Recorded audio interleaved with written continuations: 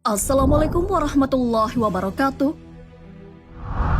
Sahabat beriman, waktu terjadinya kiamat sangat dirahasiakan oleh Allah Subhanahu wa Ta'ala. Sama seperti ketika ditanya kapan nikah. Tidak ada satupun di antara kita yang bisa menjawab kapan terjadinya kiamat. Sebab memang Rasulullah SAW pun tidak tahu kapan kiamat terjadi. Ternyata Allah Subhanahu wa Ta'ala telah memilih salah satu nabi yang paling tahu tentang hari kiamat. Tidak disangka, ternyata bukan Nabi Muhammad SAW. Lantas, siapa nabi yang dipilih Allah yang paling tahu tentang hari kiamat? Mengapa bukan Nabi Muhammad?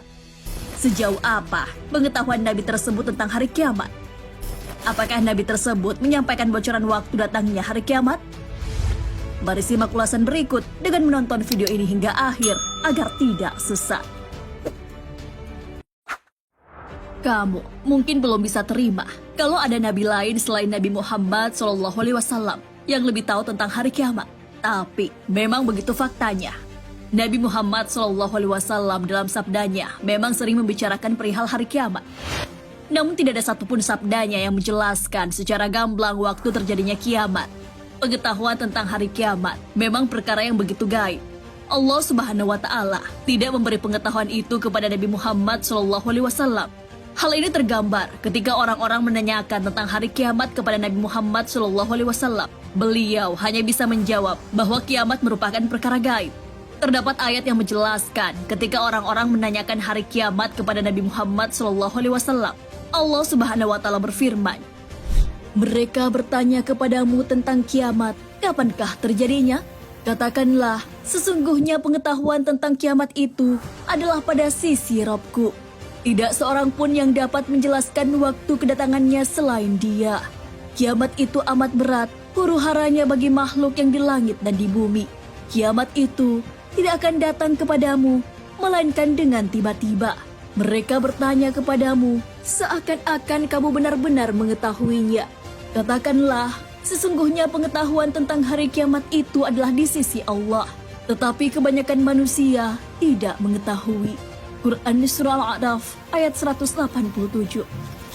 Ayat tersebut menjelaskan bahwa Allah Subhanahu wa Ta'ala memerintahkan Nabi Muhammad SAW bahwa hanya Allah yang mengetahui perkara hari kiamat. Nabi Muhammad SAW pun tidak diberitahu. Bahkan penduduk seperti malaikat Jibril pun tidak diberitahu perihal hari kiamat. Karena itulah, ketika malaikat Jibril alaihissalam bertanya kepada Nabi Muhammad SAW tentang hari kiamat, Nabi SAW bersabda, "Orang yang ditanya tentangnya tidak lebih tahu daripada orang yang bertanya." Hadis riwayat Bukhari. Maka tentu timbul pertanyaan, mengapa Allah Subhanahu wa Ta'ala tidak memilih Nabi Muhammad SAW untuk diberi pengetahuan tentang hari kiamat? Bukannya Nabi Muhammad SAW adalah Rasul yang diutus terakhir? Lalu siapa sebenarnya Nabi yang lebih mengetahui perihal kiamat? Para Nabi juga ternyata berdialog dan membahas tentang hari kiamat. Pembicaraan tentang hari kiamat di kalangan para Nabi ini terjadi saat Rasulullah SAW melakukan perjalanan Isra Mi'raj menembus langit ketujuh. Dalam hadis riwayat Ahmad, dari Imam Ahmad berkata, Hisham bin Awam bin Hausyab menuturkan kepada kami, dari Jabalah bin Suhaib, dari Ibnu Imarah, dari Ibnu Mas'ud, bahwa Rasulullah SAW bersabda, "Pada malam saat aku diisrakan, aku bertemu dengan Ibrahim, Musa, dan Isa." Lalu, mereka para nabi membicarakan perihal kiamat, kemudian menyerahkan urusan mereka kepada Nabi Ibrahim. Maka Nabi Ibrahim menjawab, "Aku tidak mengetahui tentang kiamat." Lantas, para nabi ini mengembalikan hal tersebut kepada Nabi Musa. Maka Nabi Musa menjawab, "Aku tidak memiliki pengetahuan tentang kiamat." Selanjutnya, mereka mengembalikan urusan mereka kepada Nabi Isa.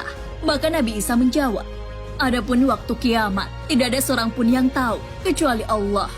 Sementara yang diberitahukan kepadaku oleh Tuhan, bahwa Dajjal muncul dengan membawa 2 tongkat. Ketika ia melihatku, ia langsung meleleh seperti timah mencair." Nabi Isa meneruskan, "Saat Dajjal melihatku, Allah membinasakannya, sehingga batu dan pohon berkata, 'Wahai Muslim, ada orang kafir di bawahku, bunuhlah ia.'" Nabi Isa bin Maryam meneruskan, Selanjutnya, Allah Subhanahu wa Ta'ala membinasakan orang-orang kafir, lalu orang-orang kembali ke negeri dan tanah airnya. Saat itulah Ya'juj dan Ma'juj muncul. Mereka mengalir dari setiap arah lalu menjelajahi negeri mereka. Setiap kali mendatangi sesuatu, mereka langsung memakannya. Dan setiap kali melintasi air, mereka langsung meminumnya. Nabi Isa meneruskan, selanjutnya, manusia kembali mengeluh dan mengadu. Lantas aku pun mendoakan keburukan untuk mereka, sehingga Allah membinasakan mereka dan mematikannya. Sehingga bumi dipenuhi bau busuk mereka. Saat itulah Allah menurunkan hujan, dan tubuh-tubuh Ya'juj dan Ma'juj itu pun tenggelam hingga dihempaskan ke laut. Adapun di antara berita yang disampaikan Tuhanku kepadaku, bahwa jika itu sudah terjadi, kiamat laksana wanita hamil tua yang tidak diketahui oleh keluarganya, kapan ia melahirkan secara mendadak, malam atau siang. Dari penjelasan tersebut, kita dapat mengetahui bahwa Nabi Isa banyak menjelaskan perihal kondisi pada hari kiamat. Seperti yang dijelaskan di dalam Al-Quran dan hadis, bahwa Nabi Isa alaihissalam akan turun menjelang hari kiamat. Apakah ini berarti bahwa Nabi Isa lah yang dipilih Allah Subhanahu wa Ta'ala untuk diberi pengetahuan yang banyak tentang hari kiamat? Kamu mungkin sudah pernah mendengar tentang turunnya kembali Nabi Isa menjelang hari kiamat. Ya, ini memang sudah dijelaskan dalam berbagai literatur Islam seperti Al-Quran dan hadis. Turunnya Nabi Isa ke bumi merupakan salah satu tanda datangnya kiamat. Nabi Isa alaihissalam turun di tengah golongan yang dimenangkan, yang berperang di jalan hak dan berkumpul untuk memerangi Dajjal. Nabi Isa turun pada waktu didirikannya sholat subuh, dan beliau sholat di belakang pemimpin golongan tersebut. Nabi Isa tidak membawa syariat baru, namun mengikuti